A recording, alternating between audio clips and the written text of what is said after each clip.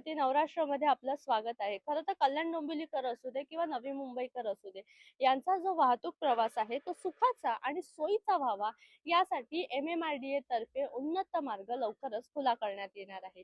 या मार्गाचं 80% काम हे पूर्ण झालेलं आहे. आज मी आले ऐरोलीमध्ये. ऐरोलीमध्ये या कटाई ते नवी मुंबई असा ब्रिज तयार होत आहे. तर तुम्ही इथे पाहू शकता की मोठ्या प्रमाणात या ब्रिजचं काम सुरू आहे. अगदी जलद वेगात म्हटलं तरीही चालेल.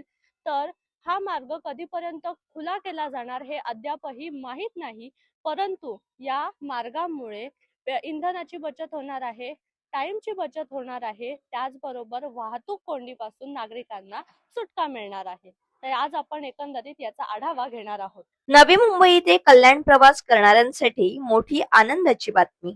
ऐरोली कटाई उन्नत मार्गाचे तब्बल 80% काम पूर्ण झाले आहे.